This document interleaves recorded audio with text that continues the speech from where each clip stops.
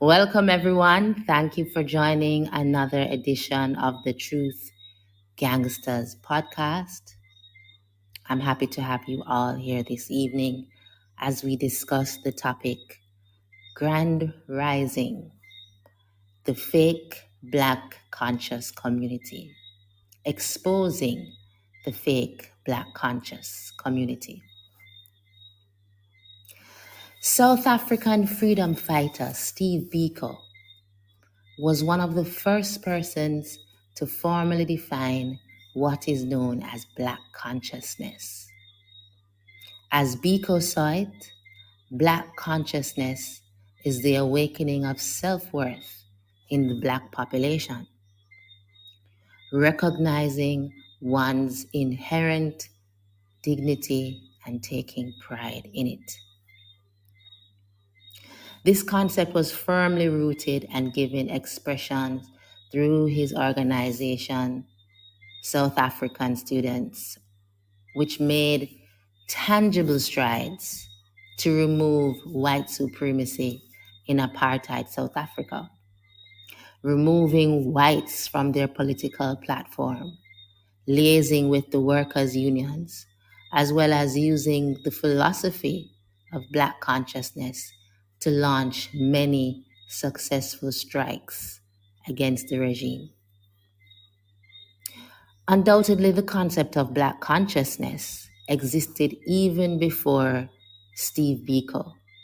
We see similar themes present in the writer Marcus Garvey.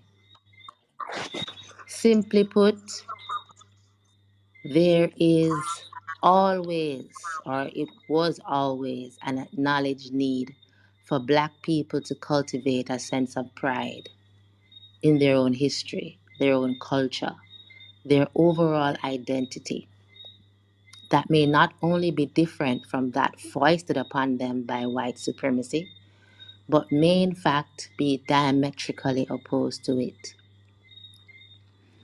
How then did a concept with such noble beginnings degenerate to such extremes that words like Hotep are now being used to describe grifters and con artists, dressed in dashikis and wearing ankhs like they are attending some African costume party? No meaning or substance to their lives, save, of course, that they think that their newly adopted African names, shea butter, vegan diet, and incense makes them better than the larger Black population. How did we get here? A far cry from the days of Biko, when Black men and women actively pursued and created institutions that affirmed their dignity. The new Black conscious movement, and it is very much a movement, is content with the trappings of so-called Blackness. They seem to be resting in their consciousness, as it were, busy doing nothing.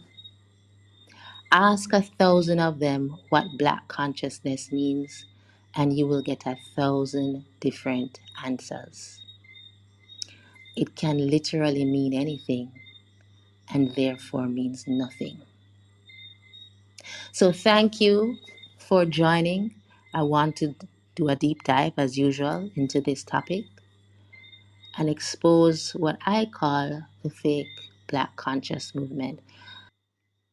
Of course, Sasha, what a part of what I'm getting from Sasha is that the word Black isn't even as relevant as it was in the 60s, or the term pro-Black.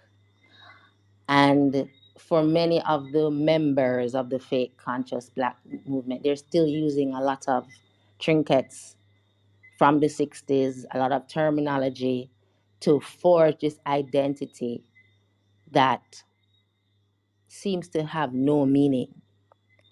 And part of what I noticed, and Leighton, you can tell me if this is something you've observed as well, is this never-ending quest by this group to have freedom in the midst of mass suffering and at the expense of mass suffering. So they don't care about anything else apart from the fact that they can wear their dashikis, they can wear their ankh earrings. It doesn't matter what else is happening around them, whether it's in the Creole community, the indigenous community, whatever you want to call it. They are simply concerned with having this identity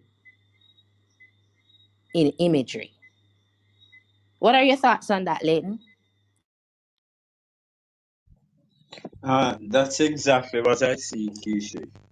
A kind of black aristocracy, flowing African robes, beautiful headdress, all of the engravings and sculptures and, you know, uh, icons gathered from the motherland and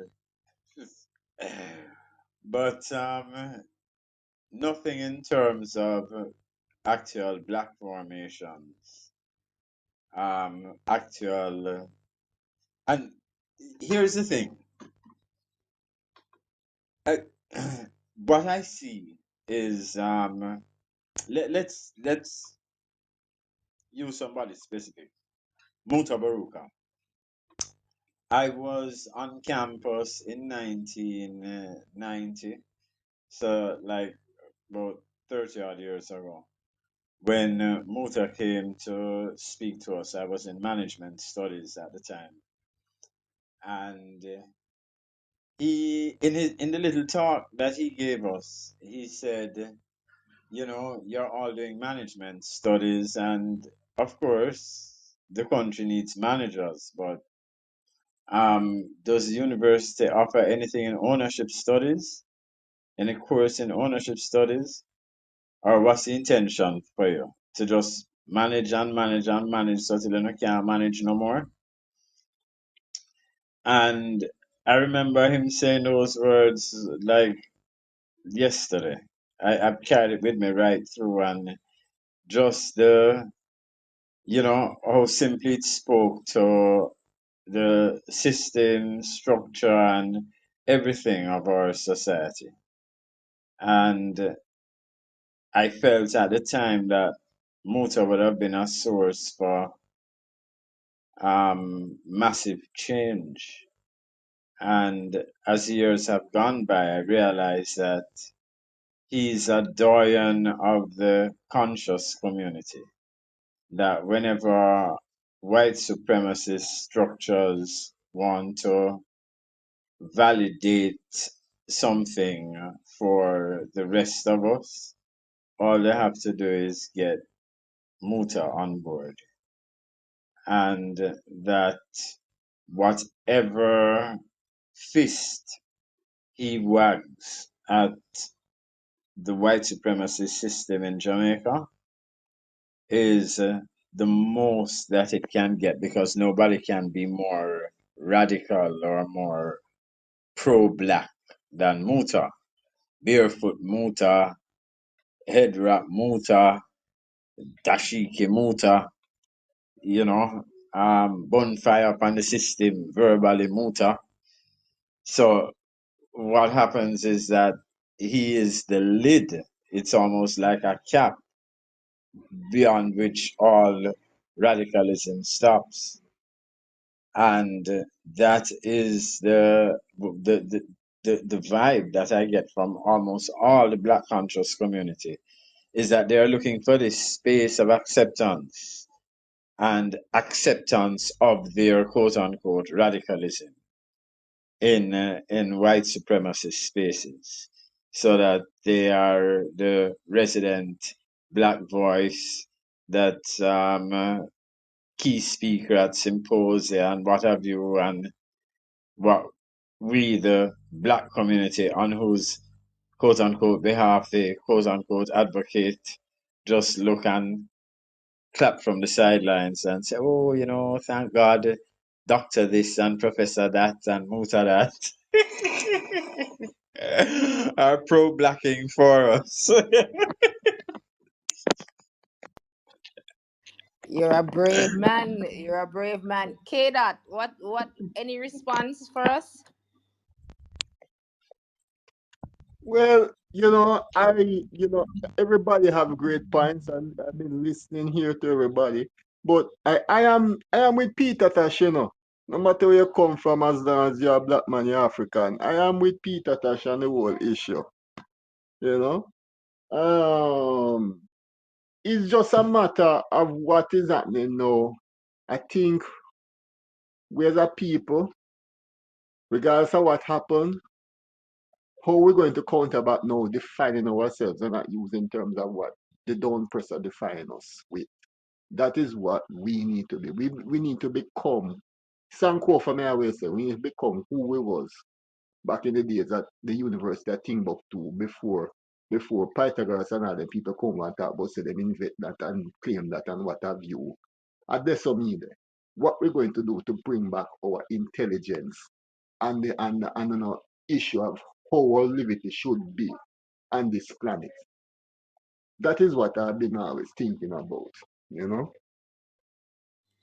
Yes, just Thanks, a K minute. dot. All right. Sasha, Yeah. uh, you know, I'm listening to K dot and the need that is often expressed about us knowing ourselves and going back to our history. But some would say that's exactly what these the black conscious people are doing I'm in the sick of it. wearing of the clothes. You know what I mean? I'm sick of it. Um, Actually, I you're think we sick need of to it. Tell focus on us. where we are right now. The past is the past. Yeah. We are not going to get any reparations and we shouldn't be looking for any. They're not going to give it to us ever. That's not going to happen. And that was one of the main things that the Black Power movement was seeking from the 1950s onwards, right? And from my perspective, what he's saying in terms of in terms of Sankofa, you know, that's not going to happen. That's never going to happen. So we need to get over it. What are we doing now? That's what we need to be focusing on. And this is part of the kind of, this is an extension, right, of all this royal regalia that they are wearing. You weren't even there. You don't even know what it was like. That furthermore, that wasn't even your tribe. It wasn't nothing to do with you. Not all of us were kings and queens. What, you're a king without a kingdom? Where's your kingdom at? You know. So this is did someone say it's a pipe dream? It is a pipe dream, you know. So it's an extension of the ego. All it is showmanship, and that is it. That's the extent of where the consciousness goes, as far as I'm concerned. What are we doing now? We can't even get our own island under control as black people. Look how many people are here in the room right now.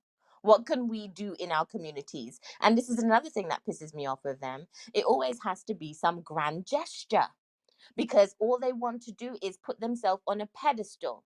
The true activism starts in your own blood clot house. That's where the activism starts. Where are you looking after your children? Who is educating your children? Yeah.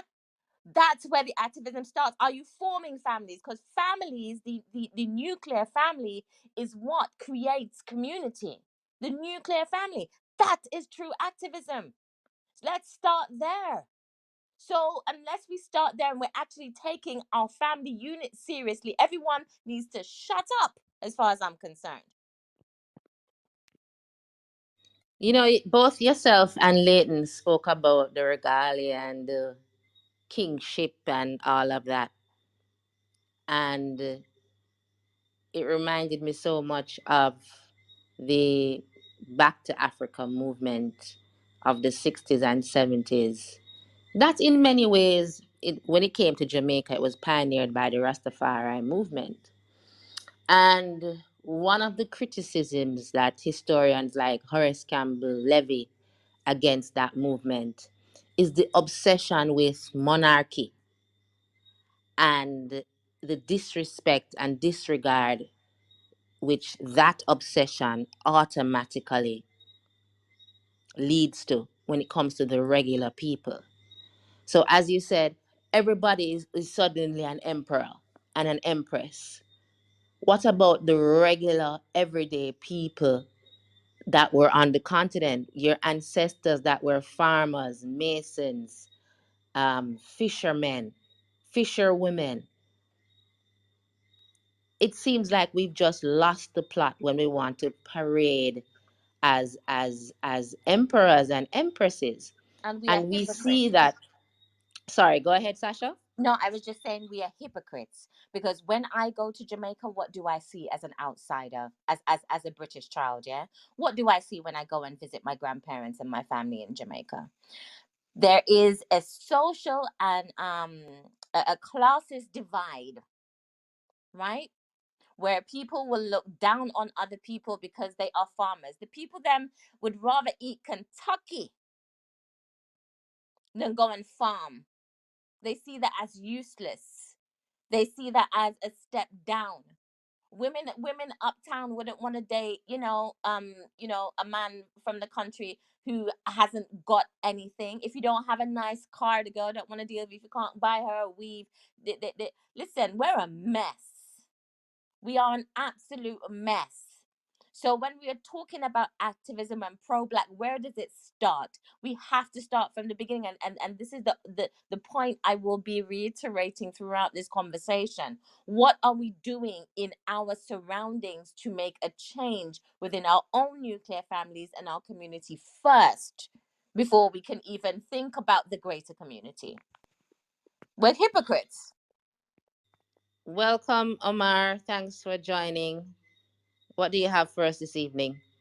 Greetings, everyone. Wherever you are, if it's AM or PM, I kind of joined the conversation late in terms of listening. However, I think there's a place for the people you call the faith conscious people because there are some people who grow from it to be seriously uh, conscious people. And as you all know, the consciousness really starts from yourself because the greatest master you can be is the master of yourself, you know? And it all stems from there. Because to me, there's a natural order of responsibility, and the first responsibility is to yourself, and then to your family, and to your community, your larger community, and to your ethnicity or your country, and then the black race, and then you can look on the world.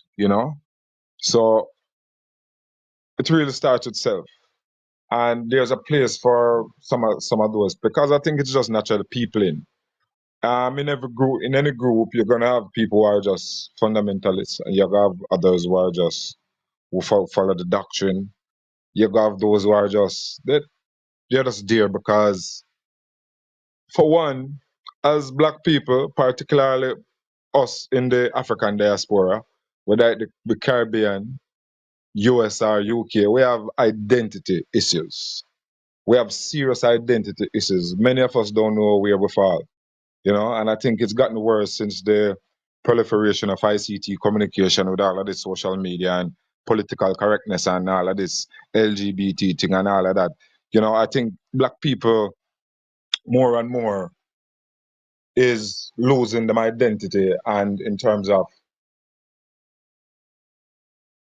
where we should be, because I think things that we are still um,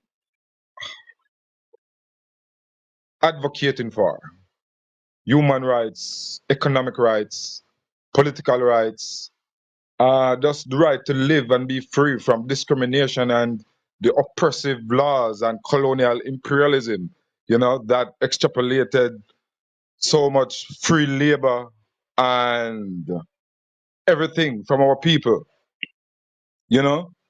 Um, so we're still trying to figure out our way. That's the reason why I think some people will even still hold on to some 60s thing, because the struggle is still real from Marcus Garvey time 100 years ago and even from before.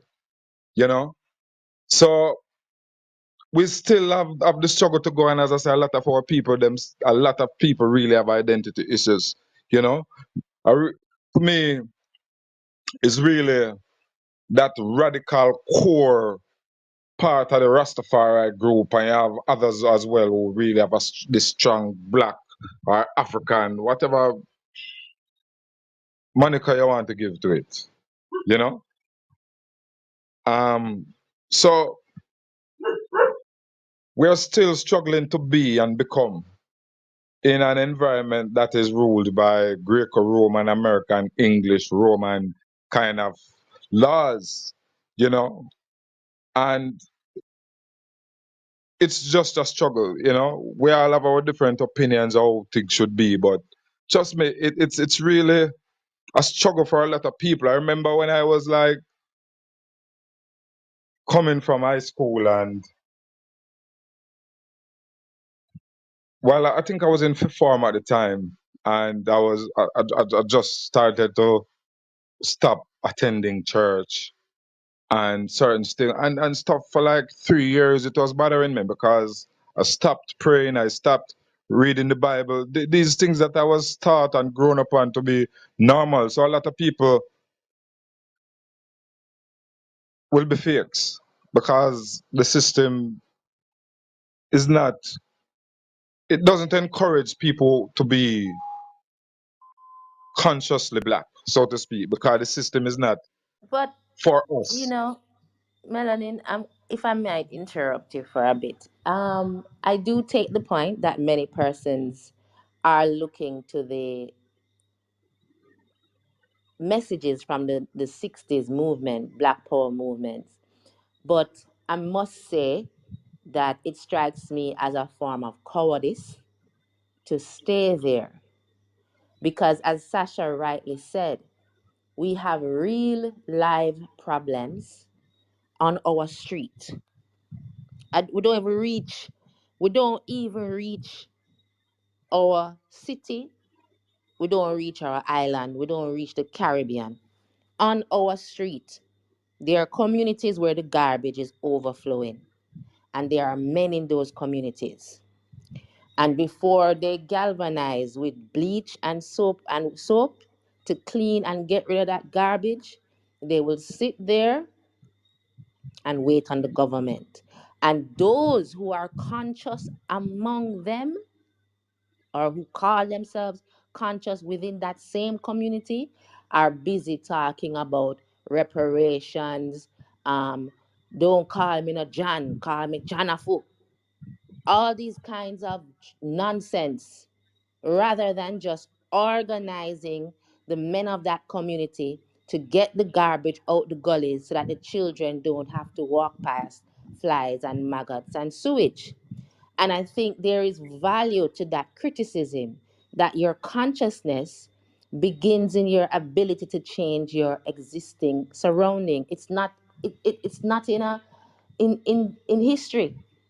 The obsession and romanticization of being a king and being an emperor, you know. And I think there is a form of cowardice, because that would require you to actually do something, right? When people want to get up and say, "Oh, you know, Black Queen, and we need to push forward the Black youth, them," and if I tell you, well, Melanin, you know, the amount of Black children in Jamaica that are in state care being abused without Mm. proper supervision, without proper education, without proper nutrition.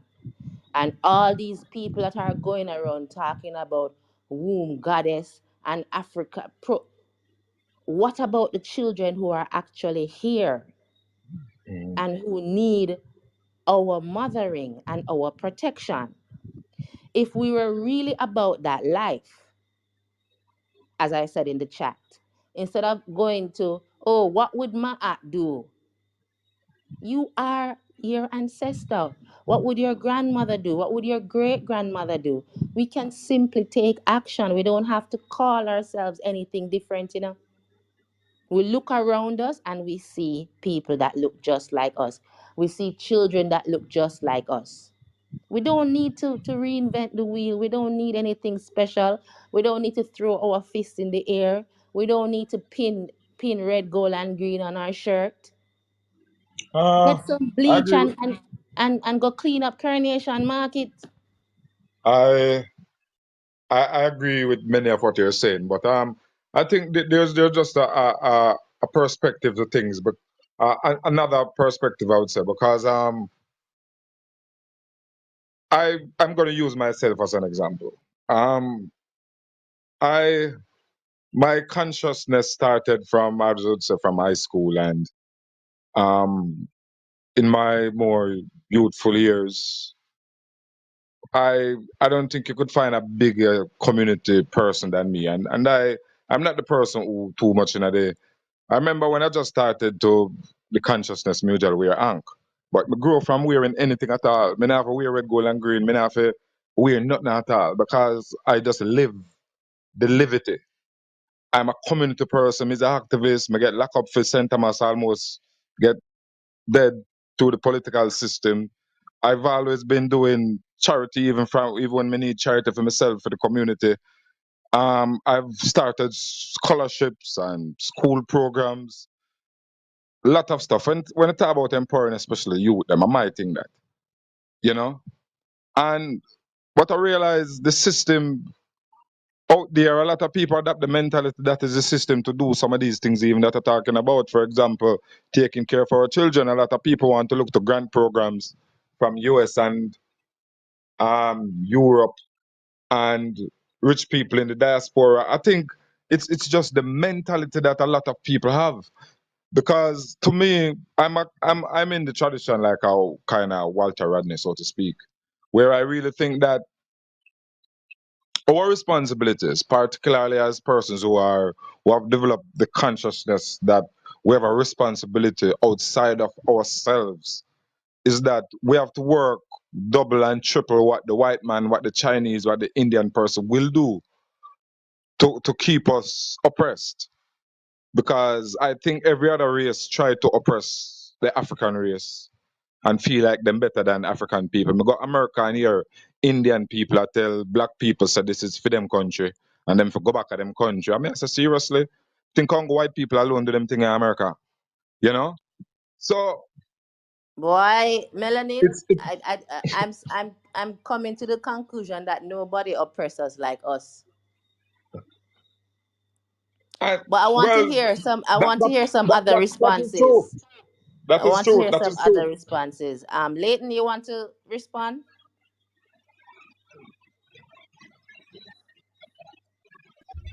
Yeah, there's so much to respond to.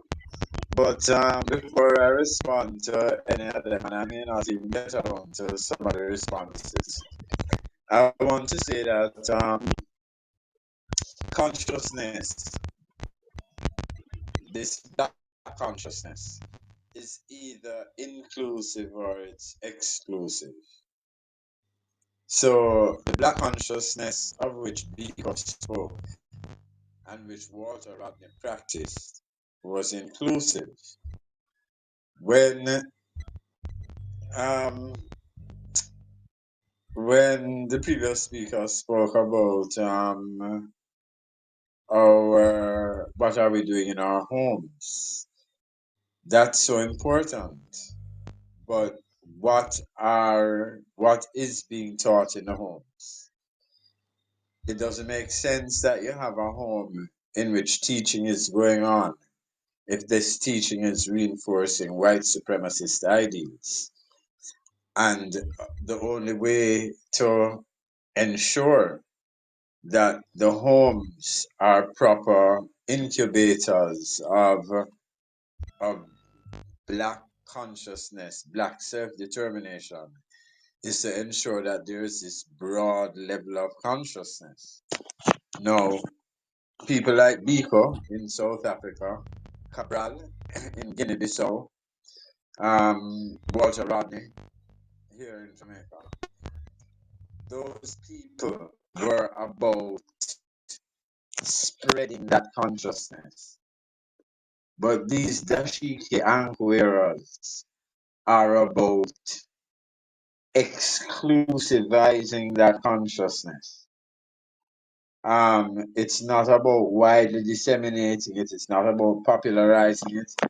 It's not about raising up youth in that consciousness. It's about being the doyen of, about being the Garvey scholar, the recognized Garvey scholar, who will never set up a branch of the UNIA, will never um, have one school child for all of his scholarship. Never have one school child say, "Hey, I was introduced to Marcus Garvey by this Marcus Garvey scholar guy."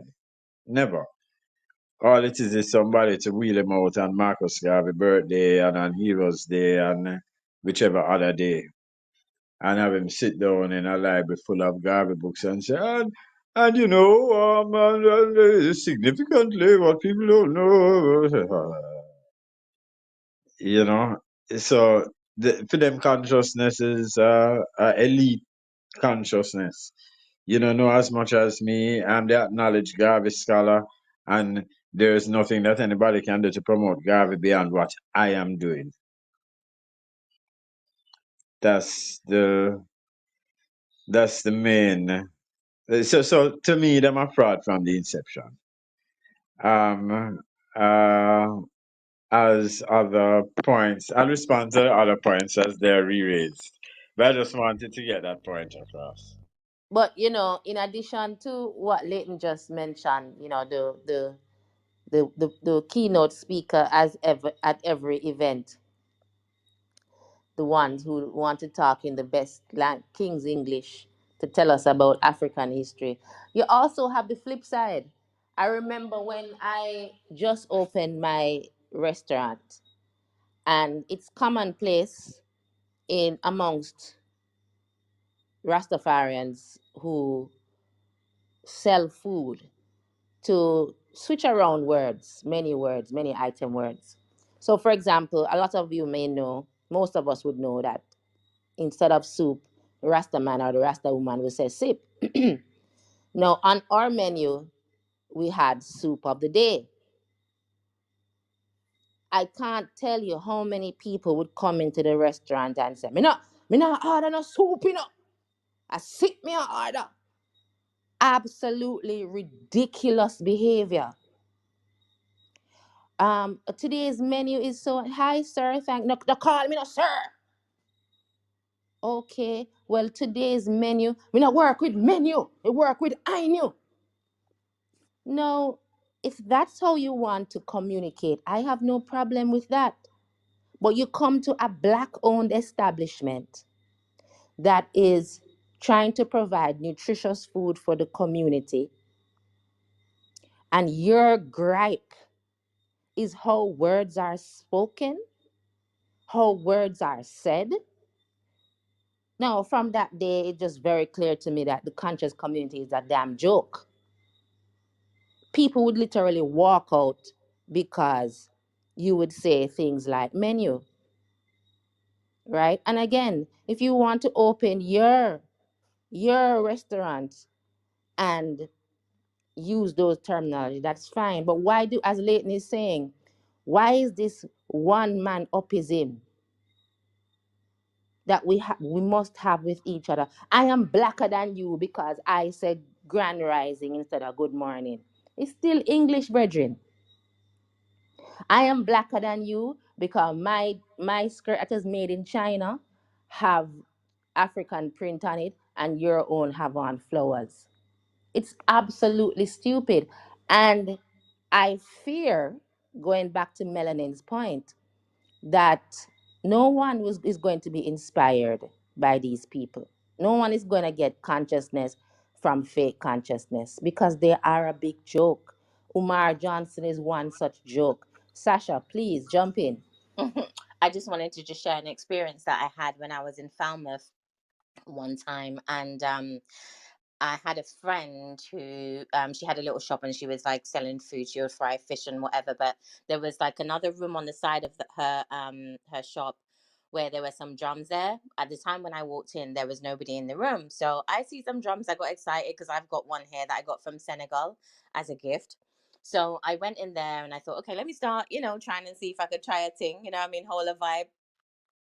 I didn't have any bra on and I'm quite chesty, right? and it's hot. I'm not used to the climate, you know. I don't live there.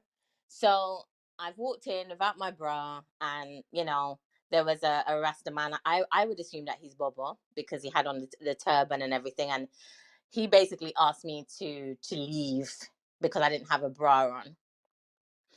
Now, I'm just considering, imagine that was somebody who was maybe just looking for some real advice about Rastafari. Imagine that was someone that was in pain, who needed an ear. Imagine that was someone who needed, you know, a little chant, a prayer to make them feel better, to go about their day, you know? And that is what he decided to do rather than just engage me. Like, you know, and it's just it perplexed me because I was thinking, I mean, breasts were made by nature, you know, so that you shouldn't have an issue with breasts. They're not troubling you. Maybe you wanted to trouble them. Maybe that's what the problem was. I don't know, you know. But I see this behavior consistently. We're literally paying attention to things that mean absolutely nothing at all. Obviously, you know, with the term black, there's we discussed that there's reasons why that particular terminology, and some people may not want to use it. That's a different subject matter, and I feel that that has solid grounds in terms of people's arguments. But when we're talking you know, on a level of semantics, on an everyday level, it can get really stupid. But it actually has an overspill into how people are treated when they place themselves in these communities, you know. So I just wanted to share that because it was ridiculous. No, I'm glad you raised that, Sasha, because I've said that many times before. The If you have a congregation, say, of so-called conscious people, I'm gonna use Rastafari Youth Council as an example. If you walk in there just off the street, right? Any community can think of in Jamaica, and you walk walk in with your tights, maybe I have on a shorts, the looks of disdain and disgust that you're gonna get because you're not an empress, is it makes me laugh, because you're there appealing to the EU for funds, but you're looking down on the black people in your community because they're not as, what's the word? They're not as upful as you. You know. But as Lioness said in the chat, a lot of this, the problem is that, you know, the indoctrination moves from white religion to fake consciousness. So much of the biases and the negativity that we see amongst the fake black conscious community is coming from the fact that a lot of them are very white identified. So a lot of what you may have experienced, even in that scenario, is from Abrahamic white religions. Indeed it is. And what's his name? I don't know if it's pronounced Profi. Is it Profi? Profile. I think, yeah. So there's a couple times where I met him. I was at Priory, and I was with this other older sister. I think she's in her late 60s, that we call Bingy. And I basically was holding him accountable for a discussion that I saw him having on a panel on YouTube, right? And there was this lady who was basically saying that she was molested. I'm not sure the exact location where the incident took place, but from what I can remember, because this is many years ago now, but she basically raised, you know, that with him, and just trying to get some kind of, you know, just empathy from him with regards to what was going on in the Rasta community in particular. So I remember watching that video, and when I saw him, I thought, oh, here's my opportunity to actually say, I don't like your response to that woman. And Bingy, you know what she turned around and says to me? She says to me, you don't know him, so you shouldn't speak to him like that. And I was thinking, but hold on a minute. This is a Rasta woman, right? I was so taken aback by it. And then I literally had to explain that this isn't, you know, a judgment on his character per se, but rather you have placed yourself on a social platform as a Rastaman, and that is how you chose to engage with a woman who had told you that she was a victim of sexual violence, and you dealt with it in a way that was extremely dismissive. You know, it reminds me of all the rhetoric surrounding Puff Daddy's allegations at the moment. And previous to the Cassie video coming out, all the men were saying, oh, she wanted money and all of this stuff. And this is what I Trying to mean bring about, a black man down. yes, it has to start in our community first. That's all I wanted to say. You know, it literally has to start with us. When we change our behaviors amongst each other, that is when we can say, okay, we're moving a step forward. But we can't take everybody with us, unfortunately. We can't. We just have to leave them to it. Ian, welcome to the conversation.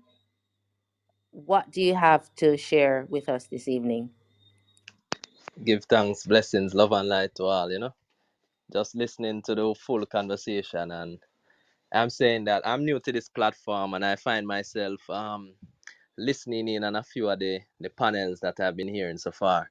There's one of them that I went into and I hear them speaking of even the Rastafari community in Jamaica.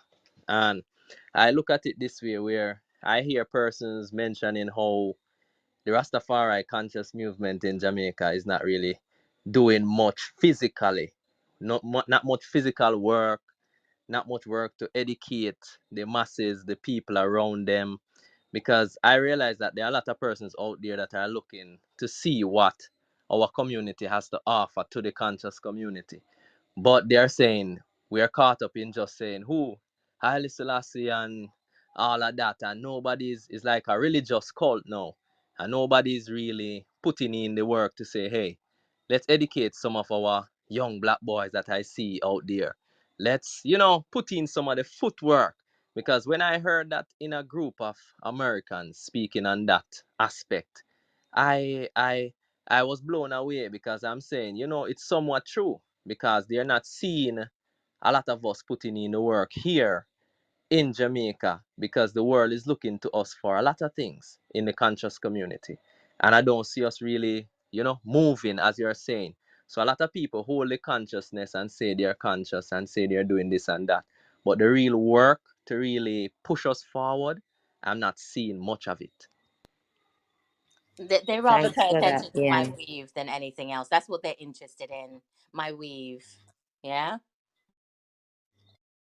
You say they're interested in your weave. it's it, it, it's That a is the deep thing. biggest problem Yeah. that we have in the community. Apparently, a woman changing her hairstyle. You can't make this shit up.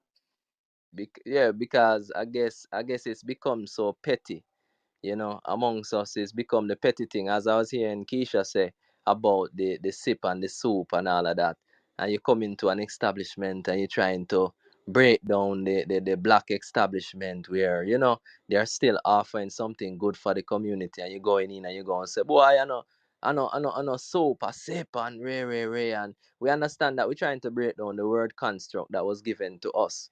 But you can't be so ignorant towards the movement, because you run people away, you push people away because of the attitude. And just listening to everyone, I realized that there's a lot more to be done. A lot of these groups that I've seen, a lot of fake conscious movement. You have people there saying they are the Christ, and a whole heap of things happening. So it's deep. Yeah, and just to add more to that, um, I don't get me wrong. I understand. Literally, I have done a lot when it comes to the black community. I had an organization for women back when I was 20s. I'm 45 now. And when I was in my 20s, I made this group called the Empress Movement. And it was basically to help women all over the world who had suffered sexual violence or child molestation, because it goes on a lot in our community and the men aren't held accountable. And I subsequently got an award from the Nation of Islam for activism for that, right? So I preface that this is not an extension of my ego, although I do have one. But I'm just using that just to let you know, like, the type of personality that I am, and what I've been involved in just at a ground level. And because I have been in it and I've seen the hypocrisy, it has caused me to divest from the Black conscious movement or community. And I would say that in a way, me dressing and you know, presenting myself in the way that I like to see myself is a form of self-expression rather than anti-blackness, because I've done all that. I've had the natural hair. I had locks when it wasn't cool. You know, everybody wants locks now, you know. So for me, it literally had that effect on me personally, you know, as in divesting from it because of those experiences and the way that I've seen them engage with each other and the hatred that was present in the Nation of Islam here in Brixton in London. One of my sisters was literally ostracized, you know, and she tried to date a man, for example, who was in America, and you know, a lot of them are drug addicts and criminals and all of this stuff. They're literally harboring a whole set of criminals in the Nation of Islam, you know. So it does run people away, you know. But ultimately what we have to do, and one of the other criticisms which I've encountered as well is, oh, I'm getting indoctrinated by you know, by white you know, scholarship, as in, you know, my education. They make fun of my education, you know. I and all this sort of stuff, and I'm thinking, but how on earth am I able to help myself as an individual and my family and my community if I don't know how their system works as it pertains to law? And that is how I know so much, and about how the restrictions that institutions like the World Trade Organization have set in place to restrict Africa from trading with the rest of the world. Now you have someone with this knowledge, but because I decided that I wanted blonde braids this week, I'm not sufficient. I'm not good enough, you know? It is an absolute turn off, and you know, I recall when I had my locks and I introduced myself to one of these fake black conscious people, and when they asked me what my profession was, and I told them I'm an attorney at law, and I told them I where I worked, the immediate thing that came out of their mind, oh, you're a Rasta police. So trust me, Sasha, I completely relate, and I too, I don't identify with the black conscious community, whatever they want to call themselves. Bunch of jokers. Leighton, you've been quiet, but you did say you wanted to respond to some other points that were raised. Would you like to go ahead now? None of the points comes to mind right at the moment. I've just been listening to the conversation thus far, and well, let me say something. You agree with you about the cowardice aspect of it. To call a spade, all our heroes have been killed, assassinated. Um, Again, you know, whether we want to call ourselves white or black, the centers of white power are intent on assassinating our Lumumbas, Cabrals, you name it. Once they try to spread this black consciousness, and I want to go even beyond the term black consciousness to black self-determinism, because that is the fear, the abiding fear of the rest of the world, that black people will determine what is best for ourselves. No. There are some that might say, well, no, taking a multi-ethnic approach, you know, a black Brazilian might say, no, no, no, no, no, I want what's best for Brazil, and I'm part of this melting pot of Brazil. Despite the fact that in Brazil's melting pot, when things melt down, he's at the bottom of the pot. So at the end of the day, it's a cowardice to retreat behind these forms of these symbols and and shows of whatever, and deal with the real issue of how to reclaim our power. When you talk about the 60s, it's not that we're stuck in the 60s. We've regressed because Black Power was a much more empowering slogan than Black Lives Matter. You know, um, the whole notion that if we developed even artificially a sense of pride, that would spur us on to greater achievement is has been kind of turned on its head, where we have the achievement and we have the pride and we have no consciousness. So we have the achievements, we have the Harvard degrees, and we're pilots and we're engineers and we're secretaries of state and we're chief justices and mayors, and we you name it, we've done it. We, we did the calculations that send the shuttle to the moon and back. In aid of what? In aid of what?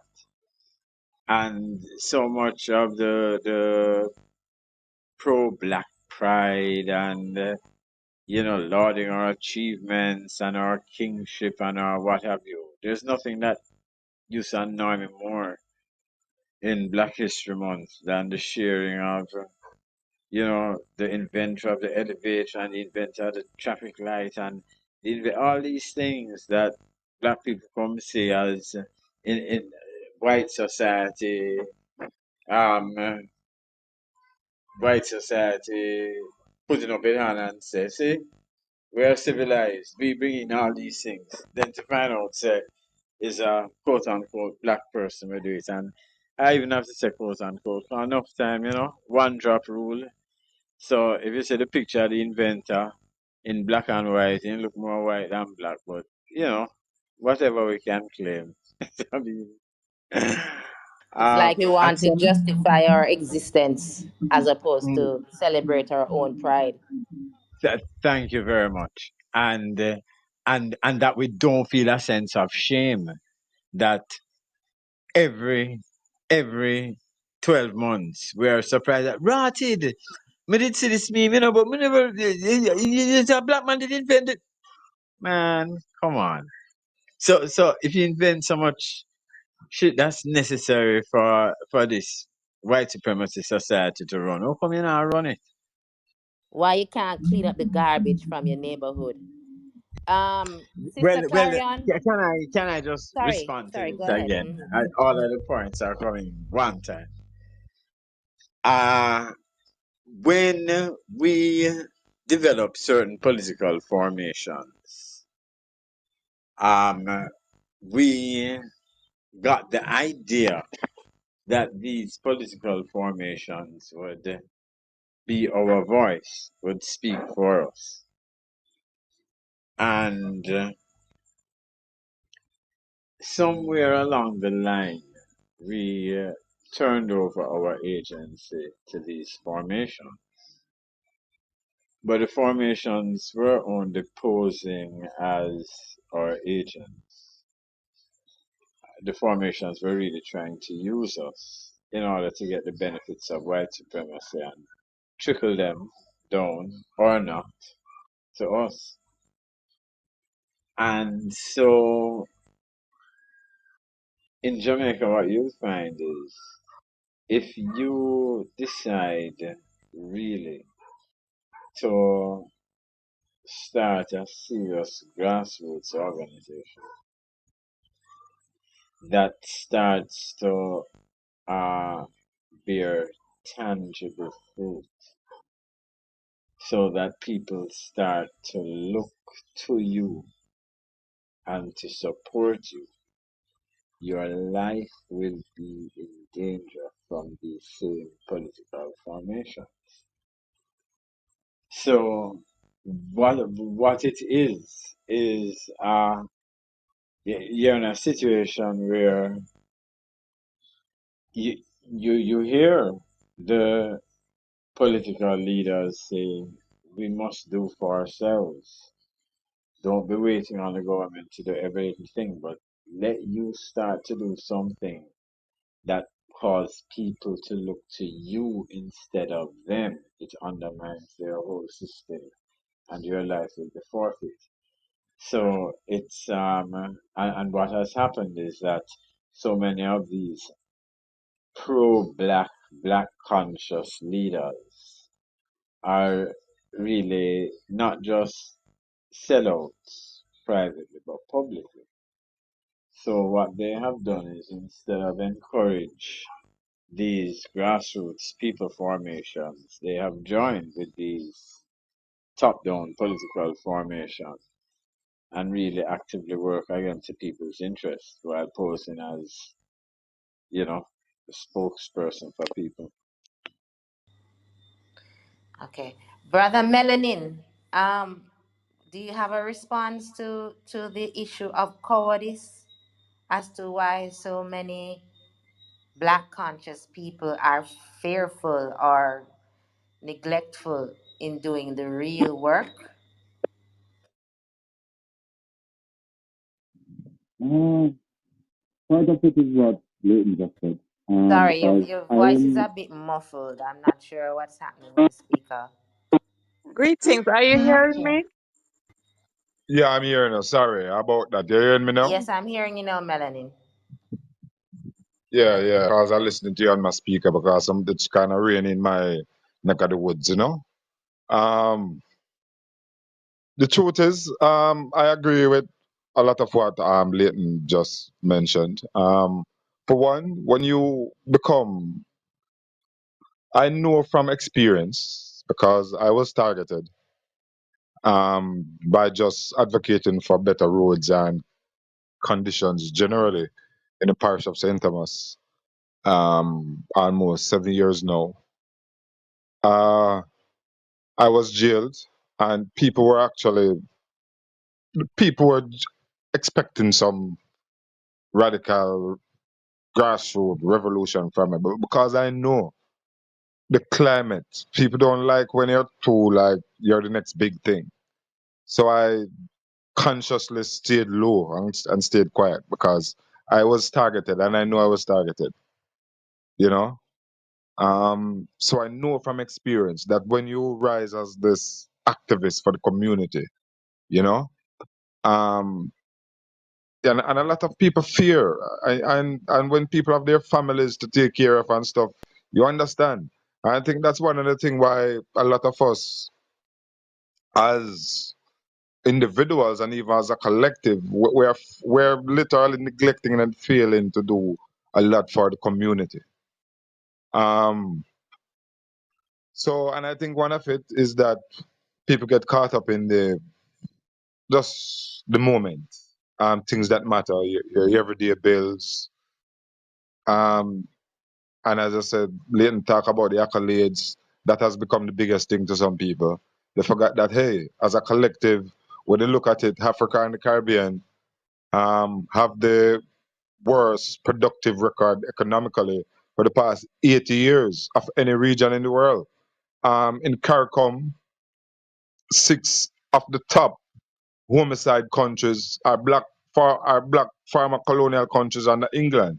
Black people, so to speak, country. Jamaica heading the list, St. Vincent, St. Lucia, and all these nice places in the Caribbean, so to speak. And closer behind it are our Latin American brothers and sisters, you know. And it's not better in Black America. The youth them a kill off them one another. So there's so much out there to do yet. Um, and I think part of it too is a lot of people are not courageous to stand up to criticism and certain because the truth is when they start go out there, you know, people criticize you a lot, you know, for that stuff that I did in St. Thomas. Um, I remember the following Sunday in the national newspapers in the Gleaner and the Observer, people were writing full page stuff about me, people that never meet me and all kind of stuff them I mention and I'm saying to stand up and do anything that's positive and impactful, you have to have a brave heart. You have to be inspired by the ancestors. And you have to have some resources because the system is very powerful. System don't really want anybody challenging in it, you know? And I think that's really part of it, you know? Other than the classism and the elitism and all of that, that people are really conscious about their own life and the fact that they have children and all of that to live for. Well, I take your point, and I do believe it's a fair point. There are genuine, real life reasons for why people are and should be afraid of the repercussions. But I wonder though, are we going from one extreme to the next? I want I to. think I think it's Lioness who mentioned in the chat about you know doing things quietly, small things. So if we truly had a sense of consciousness, for example, and Leighton is an attorney as well. Someone like Gifford, Anthony Gifford, why is he being allowed by black members of the bar to sit on the reparations board on the one hand, and on the other hand still be allowed to call himself Lord? Just some basic things, like if you're gonna come amongst us and work, you have to drop that title. It's offensive. It has a particular history. Either you're with us or against us. You know what I mean? Can we just shop at black owned stores? Can we make an effort to support black businesses? So instead of you buying the Jergens lotion, buy the shea butter from Earth Elements, even though she might get some of our stuff from China.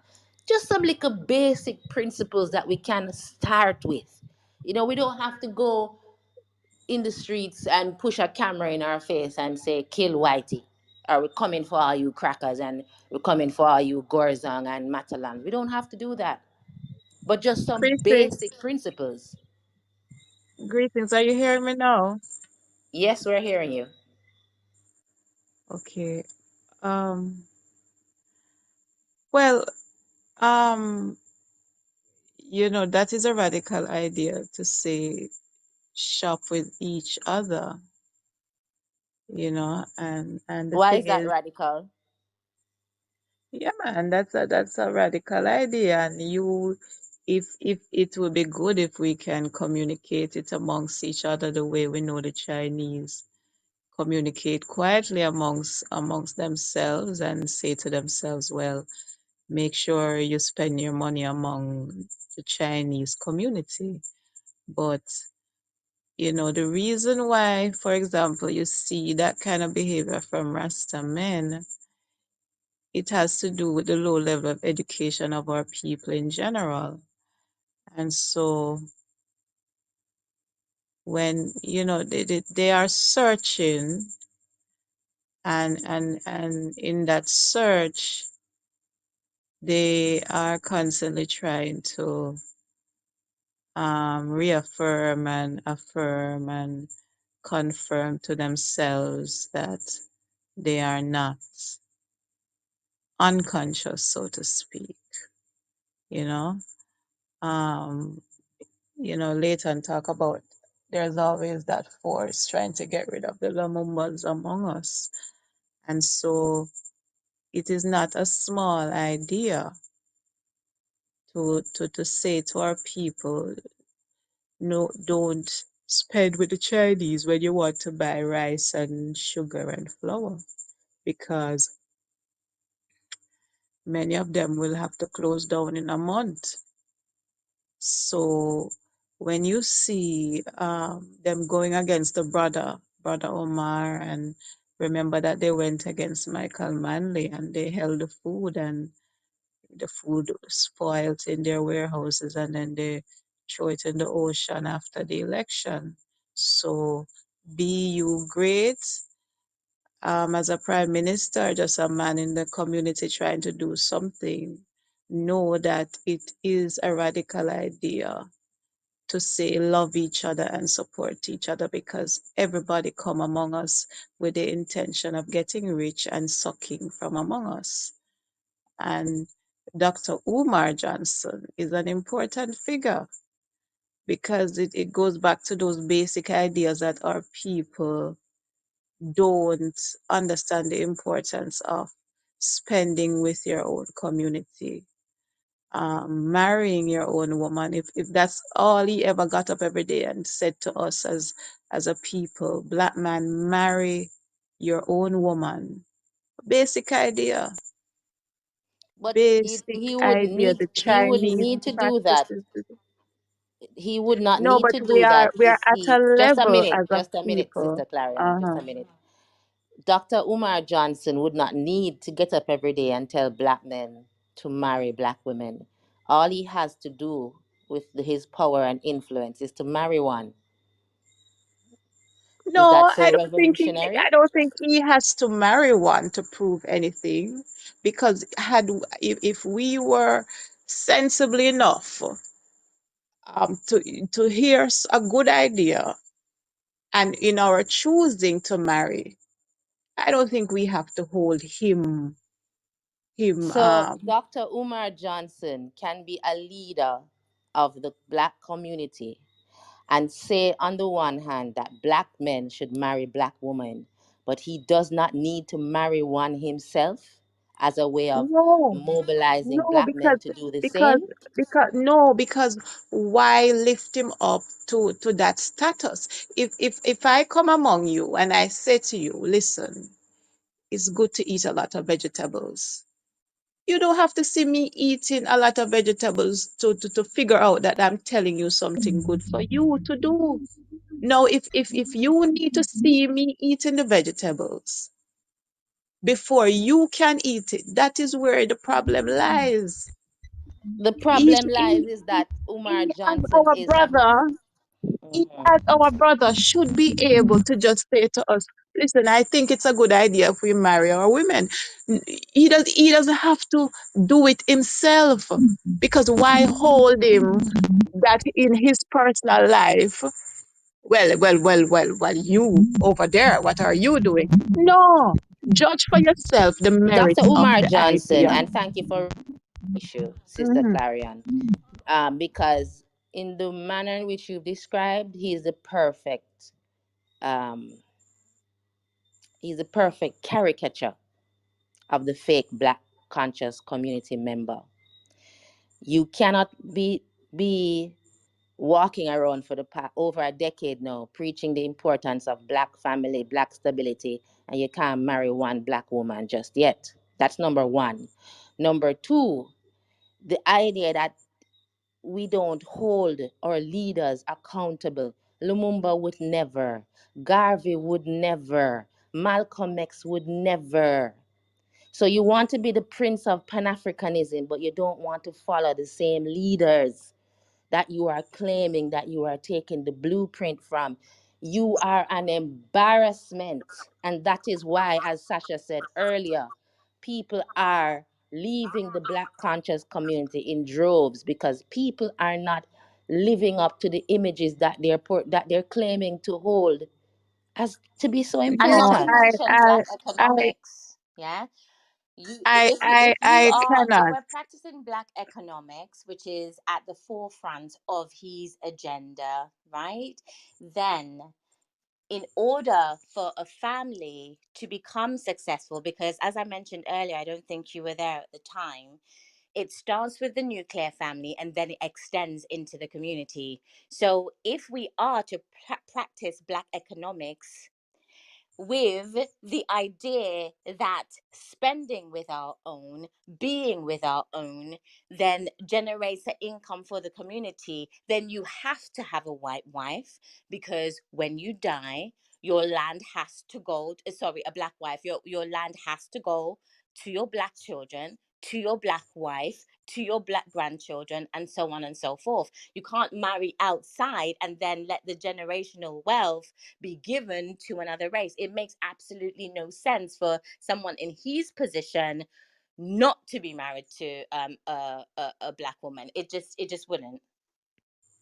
What I would have a problem with is if he had gone and married somebody other than a black woman, but him remaining single is not a problem to me, because one of the assumptions, like the way Keisha phrased it, why doesn't he take a wife? Does the woman want him? There's always this kind of thing, like the man, can just go out there and get any woman. He's a human being, and I'm sure he has, Well, his he's managed weaknesses. he's managed to impregnate too. So unless those were not consensual sexual interactions, we are going to have to assume that he does have the ability to get women. What he has not demonstrated is that he has the ability to marry any. But I want to get But some other people's opinions. I am Hmm. saying that there's an assumption that those women want to marry him. There's always this assumption that we as women are just ready to get married, and it's our men who don't want to marry us. Like If we are, a man who somehow is less valuable. if a We man are who somehow calls less himself valuable. And because he's Dr. Umar and he impregnated me and I have a child for him, there's an assumption that he's the one that doesn't want to marry me. When I'm saying that doesn't have to be the case. if It's a possible the man of women, his the baby mothers, stature. don't want to take him as a husband. Yes. If a man of his stature who claims to represent the black conscious community, his education, his background, he calls himself a prince of Pan Africanism. He said he's the foremost and most requested speaker and scholar in the African world. If he cannot find any woman that is worthy of being his wife, and or no woman no woman in all his travels around the diaspora has seen him as a valuable husband, then it is a complete embarrassment on the black community. Because if someone like Dr. Umar, if no No, African it's woman, not. if no black woman, That's his I'm personal thing. speaking, It's Sister not. I Clarion, won't take it please as an allow me. embarrassment on me. I'm going to mute you if you don't allow me to finish while I'm speaking. Nobody can hear us if we speak at the same time, unfortunately. So, what I was saying is, it's an embarrassment on the black community, and it's part of the problem that we're having with the black conscious community. If these stalwarts, if these leaders, if these prominent men, if the conclusion to be drawn is that they are not valued by women to the point where woman will breed for them, or but they may not want to marry them, or on his part he doesn't mind impregnating women, but he hasn't found anybody worthy of marrying, then it's a slight on us. I take great offense to that, because what says the regular man? If Umar Johnson can't find one black woman that is worthy of being his wife, or no black woman finds him worthy of being her husband, then what does that say about our nation? We might as well just pack it up and call it a day. May I just say something?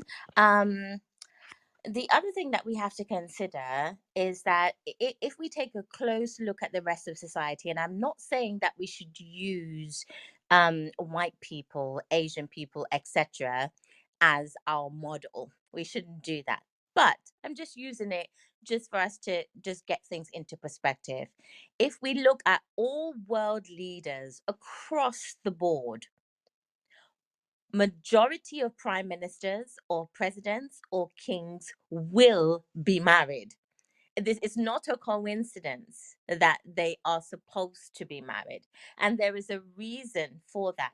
The perception of stability, yeah, that's what it's for. Voters may perceive, a married candidate to be a more stable and capable man that is able to make decisions, because he is required to have a commitment to a family first. Remember what I said? The family is the first sign of true commitment to consciousness and to your community. So if we consider that, then it makes no sense for us not to hold our leaders accountable for not representing their community well and having that stable family unit as they should be. Indeed, indeed. We have to hold them accountable. Because at the end of the day, if we agree that our black family is what has been targeted over the years. They have been targeting our family, breaking down the structure of the black man and the family and his children. If you are now rising to be a conscious man within that community, you have to set that example. You have to first raise them up again and let them know, hey, you need to take a woman, make her your wife, and start your family consciously, because that's how we are gonna become that community again. So I do agree. He has to take responsibility for it because he can't represent it. And as Lioness was saying in the comment, he's now making more baby mothers out there as a conscious man, or single mothers rather. The new black conscious leader, quote unquote, is no longer a family man. He's a pimp and a gallus. That is why he's defending P. Diddy, and it's embarrassing. Sister Clarion, did you want to respond?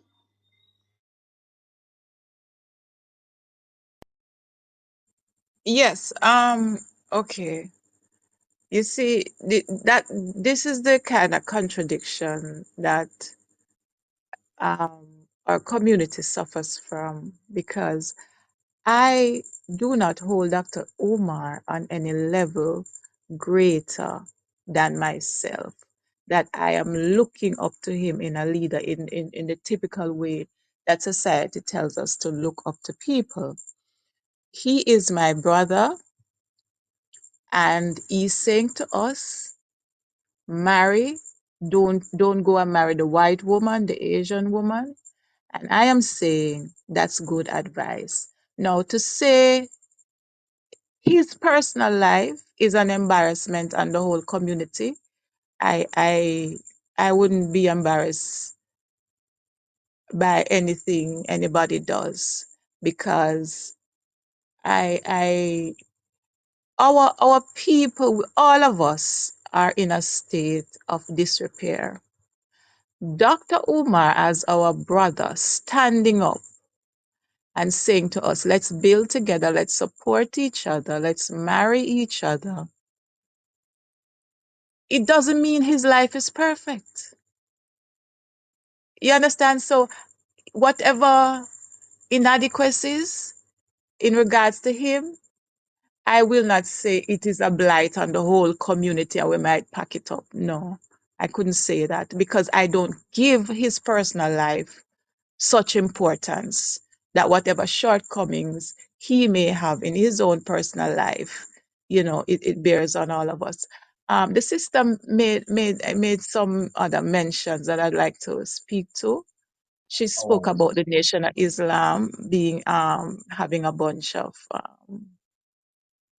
criminals. Again, it And speaks to rapists. Don't forget that part. where, Hmm. okay, again, it speaks to where our people are. And we're not probably appreciating the level of destruction that has been visited upon us as a people. I know in Jamaica, for example, the majority of our men here in the nation are brothers that did time and they were deported. Now, they are our brothers, and we know the system, for example, that Clinton had put in place, 3 strikes and you're out. So if there was any organization where our brothers who suffered injustice in this world, which we know they do, they get higher sentences than their white counterparts. I could not, you know, eh, be mean spirited to any organization where those brothers go and seek refuge, because that is what keeps them, a lot of them, from going back out into criminality. So we have to have organizations like the Nation where if that's what you see it as, a bunch of criminals, that's what happens. They go into prison. We might not be aware of the reality, and sometimes it's Islam that saves them in prison, Islam that keeps them from getting killed. They have to hold on to something because they're lost, to some of them to have gotten into a situation where, they end up in prison in the first place. Why did you commit this crime? I know one brother, he's not in the nation, but just a young man, Jamaican, and he killed somebody when he was a teenager, and got deported back to Jamaica after doing 30 years. And this is the reality of our community, is that our young people make stupid mistakes, and we are supposed to be here guiding them and keeping close to them so that whenever they get into trouble, they have auntie to reach out to. And that's what we're failing at, because so many of our young men should not be scamming and getting into trouble with the law, and this kind of thing. Now, the sister made mention of the weave. For example, I don't have a problem with a woman having her blonde hair or her straight hair, whatever personal choice she wants to make in terms of, her hair. But what I have a problem with is if we say we're conscious, and we know as women, for example, that a little 11-year-old girl in Vietnam, who grew her hair all her life, and this long hair down to her back is so important to her. And because I'm over here and I can afford to put together 200 US dollars or whatever, and they take it and they go among these people who are so poor to give them 100 or 200 or 300 US dollars. It means so much to them, because their minimum wage, we are being paid $100 a week and we are costing like hell. But there are parts of the world where it's much, much less that these people are being paid. So you go and you offer 100 US dollars, 200 US dollars for somebody's hair. They really But don't want to give Sister up the hair. Clarion, Sister Uh-huh. Clarion, and I know Sasha will have a response too, but I feel like you're slightly misrepresenting what's being said. In terms of the here, I don't think at any point is Sasha suggesting or was suggesting that we should not take responsibility for how we use our economic power as a collective, and we should do so responsibly and in keeping with what we know to be the abuses going on around the world. But I think she was talking about the overemphasis or the overfixation that seems to be happening amongst the fake black consciousers with women's hair. So, the example you're giving, we can say the same thing about our laptops, about our phones when it comes to what's happening to the children in Congo. We can talk about so many things. Everything that touches our existence in the West as black people, anything that we consider to be Yeah, but comfort. do you Just need a minute, just a to get minute. somebody's hair though? You don't This need, is the point. but we This is the do need point. a The laptop black for work. conscious community is Uh-huh. obsessed with women's hair. Do you need it for work?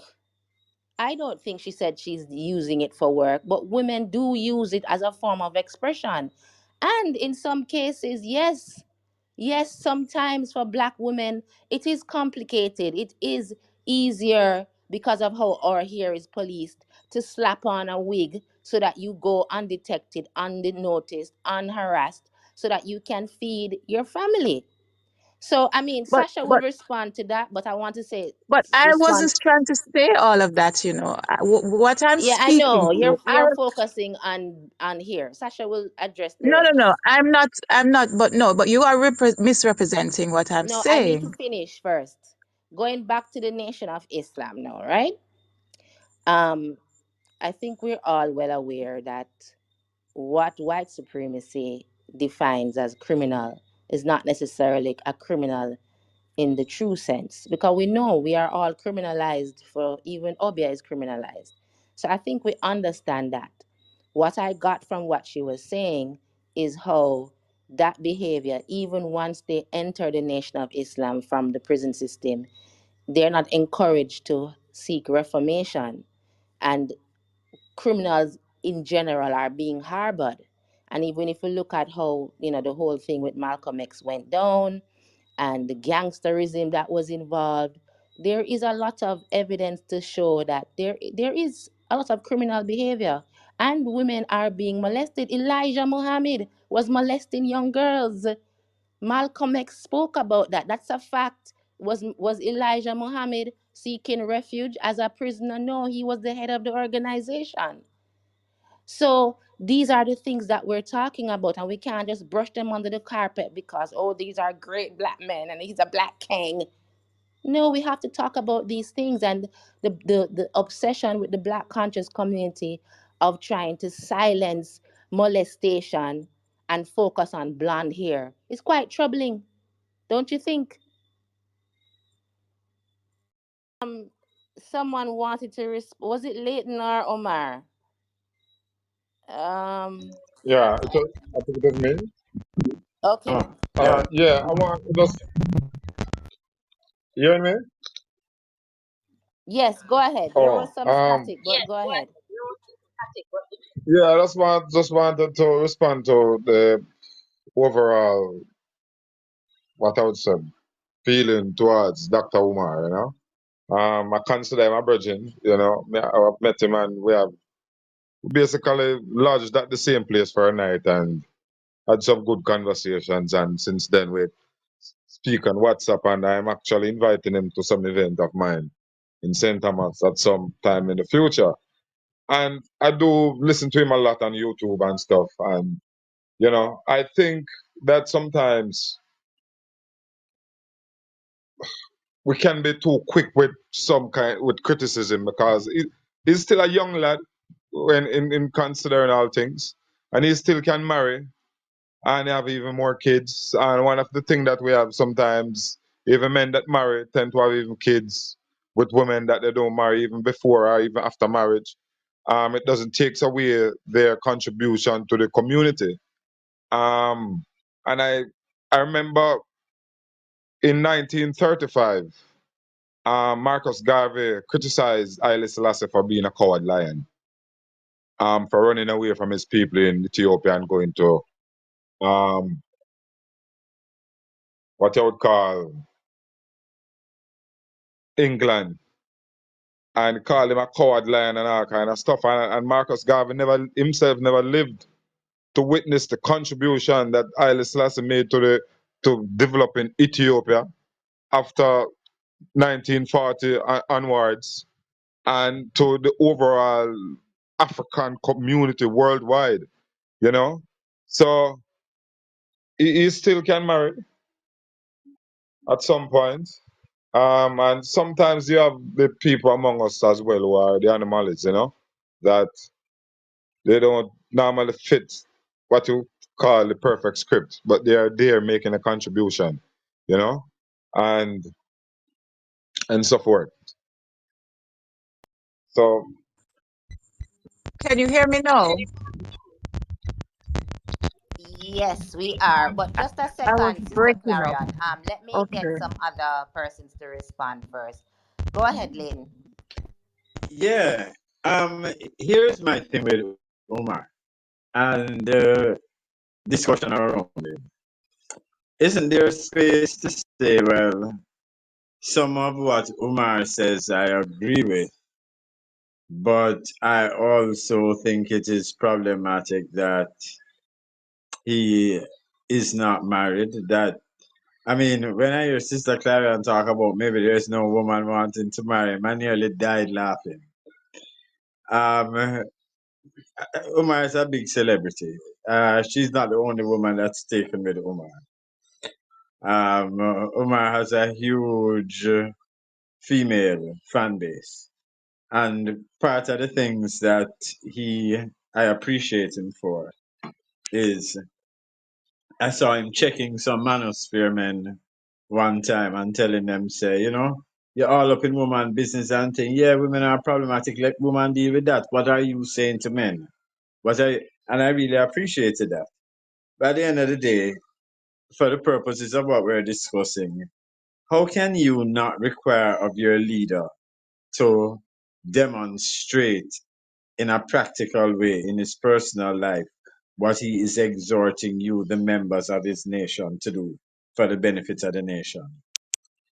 What pathology, what psychopathology is there in black people that wants to accept that a black liberationist, a black freedom fighter, a black leader, a black influencer, it's okay for him to have a white wife? And yeah, no, Umar don't have the white wife yet, but we've seen countless examples of black liberation fighters in America, in Europe, in Africa, wherever. Let me not even say. Let's just say Africa. No, white wife. What are you? What are you really saying? I saw something. One, I saw a podcast one day that shocked me, Kishi. It was of a Pan Africanist talking about an interview he saw with some big celebrity, black celebrity. I don't know whether he was a sports star or a musician, entertainer, but he had made a lot of wealth and he had married white and he had some light skinned children, and those light skinned children had married white and had some lighter skinned children. And the man was reflecting ruefully that in a generation or two, they would look at him in the family picture and say, "Hey, who's that black guy?" And it's his family. He's the patriarch, you know. And when we think of talking about whether we want to run from the word black or embrace the word black, it's a joke because whatever we want to call ourselves, we're bleaching like hell. We are intermarrying like hell. We are trying to get rid of our blackness by any means possible. So to get rid of the word black or melanated or whatever will remove that dark stain is just, lockstep. Thank you. Sister Clarion, I know you want to respond, but in your response, I want you to address the next issue that I want us to cover before we wrap up. And I believe Lioness mentioned it as well in the chat that the conscious community is obsessed with criticizing and policing women, and it is a place where we justify this kind of oppression and policing women. Can you give us your thoughts on that, please? Well, it goes back to the idea, that a very basic idea. I think it's a basic idea that if we say we're conscious as women, I cannot say I'm conscious, but I don't care about a little girl who has to give up her hair for me to look beautiful. I'm not saying you can't wear your straight hairstyles. I'm saying, why do we have to demand the hair of another human being to step out of our houses and to say to me, well, it's like having a laptop, and it's as one thing is so far from the other. Yes, we are concerned about but look at what we're using the phone to do. There's no way you can compare the utility of a phone, a laptop to hair. And we cannot, it's a very basic issue. How can we be demanding the hair of other people on the planet, not caring how this hair is gotten, if they were killed? I lived in Brazil for a year. I saw the men growing their hair. Why do all these men have long hair? One day I asked somebody, one of my girlfriends over there, and she said, oh, they sell it. We don't know how this hair is gotten, where it came from. And a basic thing, and we put it on our bodies, and then we want to lie in bed and ask the black man to smell the hair of another human being, male, female, we don't know what it is. We can wear our straight hairstyles and all of that. I'm saying we don't have to wear the hair of other human beings. And I do believe this idea of them taking our organs is a part of that balancing where we have to look at ourselves and say, are we doing right by others to use our money in this way to demand the hair? Somebody said to me on Facebook one day, oh, it will grow back. We don't care. We're not stopping to look at how we behave, and of course, men shouldn't tell us whatever we want to do with our hair. But I'm saying us as women, as just people on the planet, we have to look consciously. If we say we're conscious, it can't just be I'm a black conscious person. I only care about black people. No, I care about children and I care about people and I care about how I put out certain energies in the world and what's going to come back to me when I say, well, I must have the hair of an Indian woman and I don't care, if she was even What paid a fair price percentage for it. of what percentage of black women are able to afford the human hair from other races? I don't know. I don't know how this thing No, but goes. you I've should never know, Sister bought it. Clarion, because you're raising it as a major issue. And to my But knowledge, it is most a black major issue women, because I it see can't be a women major issue bragging if you all the don't know time. how many women, how many black women, what It is percentage a of black major women, issue if I watch the what feed and I percentage of see. black women wear human hair from other races? How will I know? I don't know. But I'm saying if it's even 10% of our women doing it, I see women on the internet bragging that they're wearing real hair. And I'm saying if we are conscious and you're saying that our men are telling us what to do with our hair, and I'm saying maybe they do have a legitimate thing to say to us, listen, I don't want to lie in bed with you and be inhaling the hair of another person because it may not be the hair of another female. I don't think that's The a wrong thing. majority of black women can't afford to wear human hair. The majority of black women who wear hair extensions actually wear synthetic hair, Sister Clarion. So, to the Well, point I of, see Jamaican businesses advertising here, no, I'm not 20,000 saying it Jamaican doesn't happen, dollars. I'm not Um, saying it doesn't happen. But to the discussion about when we were speaking about the fake black consciousness trying to focus on minor things as opposed to major things like marrying each other. Um, I'm not sure if it's a major issue in the way in which you're describing, because I know most people can't afford human hair. It's extremely expensive, you know. But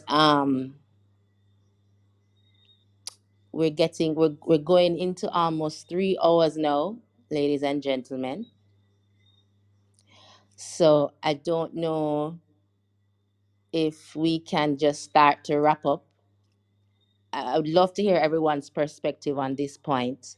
If the Black conscious community, one of the things that they're doing is this hyper focus on policing women's behavior. I don't know if that's true or not. Sasha, I would love to hear Sasha's response, but I think Sasha got a call. Keda, did you want to jump in at this point? Well, my view is that come back to what I always say. We need to work from inside yourself first, work from the community, and create our consciousness based on our original liberty. We brought cleanliness to the world. We brought a lot of things to the world as an original people. We need to create systems of education for ourselves and our community, and that look for validation from the down presser. Yeah, cause we can do better. We can all do better.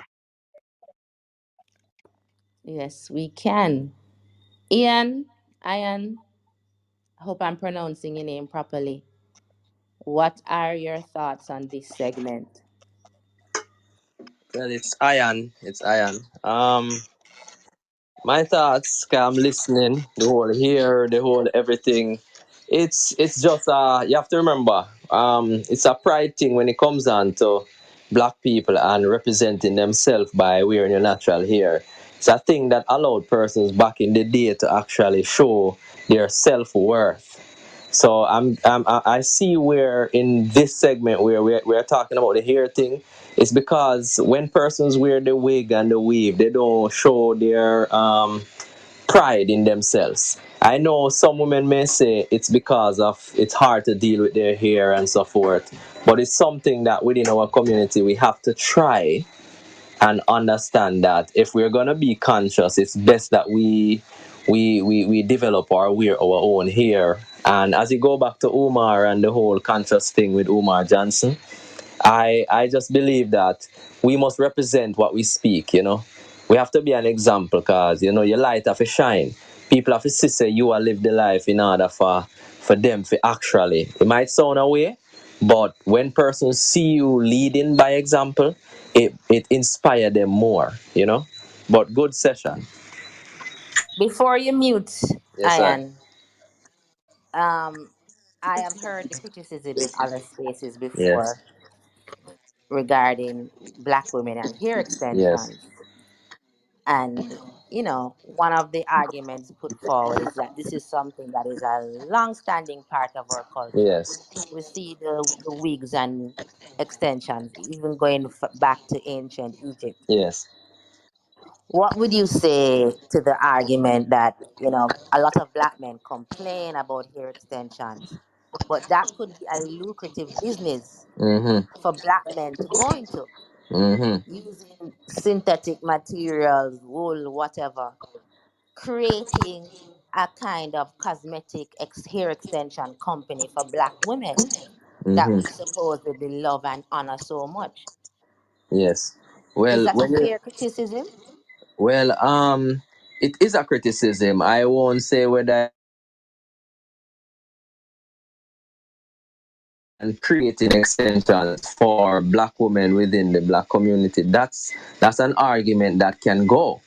I don't have a problem with that because I do understand women say it's hard to deal with their hair, and we do understand that. So, but when it comes on to wearing the fake human hair or the synthetic hair, and then we know that the hair is part of your connection, you know, it holds memory, it holds information, and then we are sharing this energy within different persons from different spaces. I do believe it's something they have to think about. But when you say us going into business and creating wool extensions, that's something that we could think about if our women within our spaces would wear those, because we don't know if they want to wear it or they just want to look nice within these colorful hair. So it's something that we have to really have a conversation about, and that's where we can grow from the conversation. Give thanks, Ian. Yes, sir. Brother Leighton, I suspect that the men who think that very strongly that women should wear natural hair, black women should wear their natural hair, have very little to say about Michelle Obama never wearing hers for 8 straight years in the White House, not one day. And I think this is where we can't talk about what makes leadership special and have all these books about leadership and say where there is no vision, the people perish, and then when it comes to discussing our actual leaders, say, well, I don't see myself as any different from my leader. I don't see my leader as being able to, I don't require my leader to do. Doesn't make sense. So for a movement that's supposed to, or a person that's representing black pride as a leader, yeah, we're here natural. Don't care the inconvenience because you are a symbol of something. But as regards the people in your movement, You can't run people because them come with them here in a particular fashion. If you are inspiring enough, the people them will change them here. Just like when Cartel bleach and everybody run go follow him. Cartel say my one burn, everybody run go follow him. If you're a leader, naturally you're everybody run go follow you. You don't have to browbeat nobody. You don't have to stand guard for nobody. If your movement is such as uh, is is inspirational, beneficial, and is something that people feel that they want to be part of, then people are gonna wear here the right way, people are gonna dress the right way, people are gonna do the right thing. And if they not do the right thing, it's not for you to browbeat them like what the Christian and tell people say, you're gonna burn in a hellfire if you don't accept Jesus' everlasting love. Love people, man. Just set an example and show compassion. That at the bottom line. Heavy on the compassion. Sister Clarion,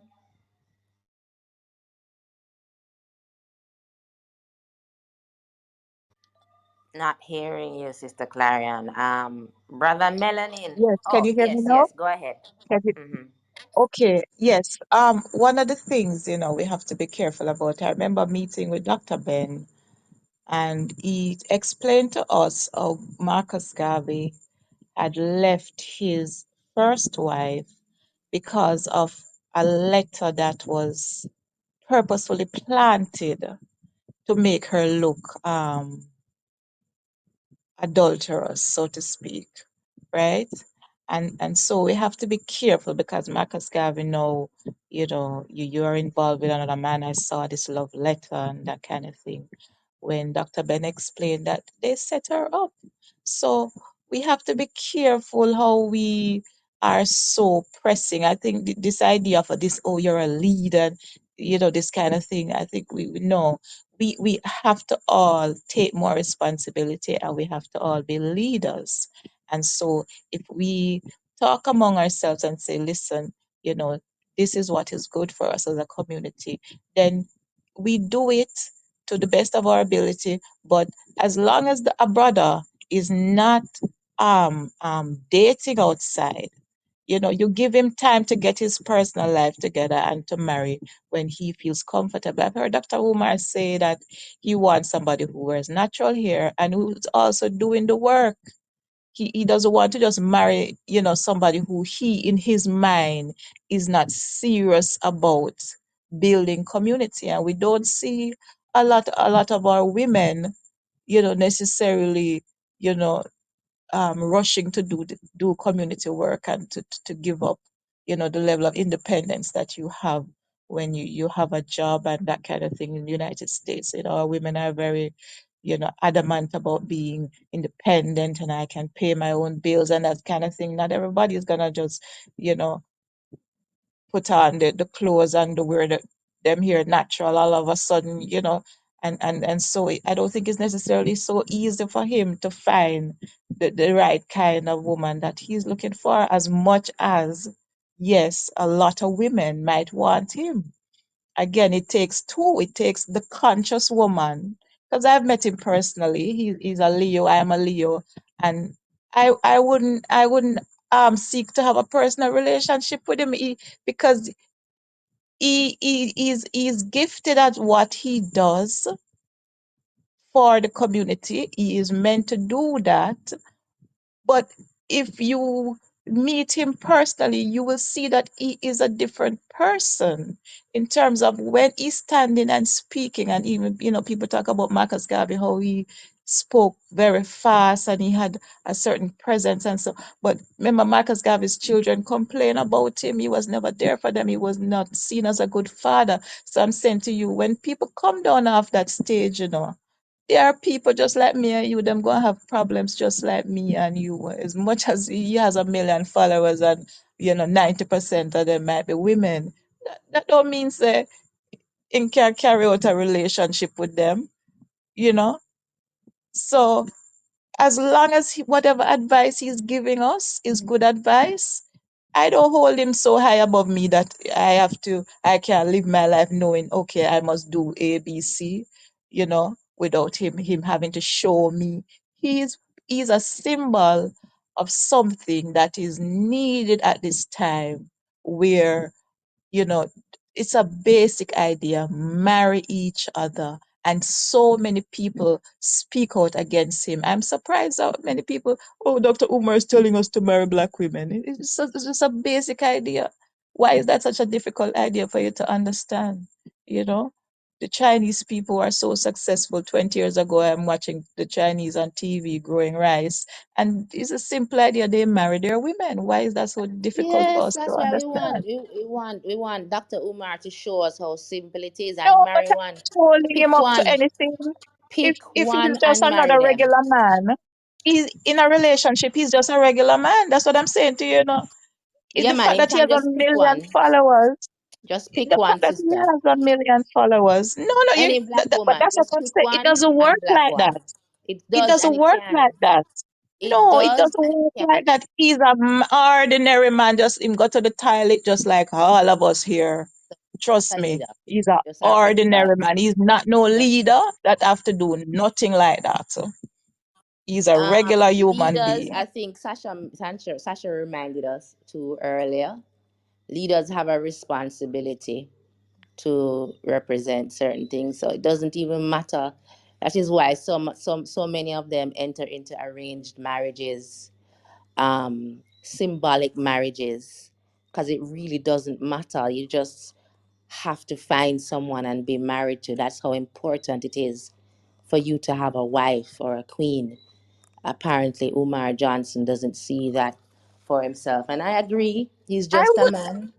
ask him I to agree with sacrifice you. that to go and get an arranged marriage. That's what I'm saying. I We should agree get with beyond you. those He's just a things. man. I wouldn't dispute that. Yes, He's no he's just leader. an ordinary He's man. just a Don't hold him up as regular any guy. leader.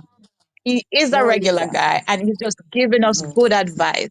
It's good And advice. If what it I came would from remind you of Omar, it's as good well, advice. Sister Clarion, in terms of the consciousness among our women, um, most of the Black Panthers in a lot of the cities were women.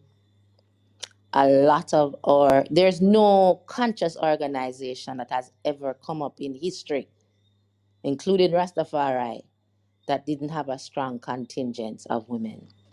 There is no shortage of black conscious women. That is another lie and propaganda that's being pushed by the fake black conscious community. Brother Melanin, I'll give you the final closing words before we end tonight's discussion.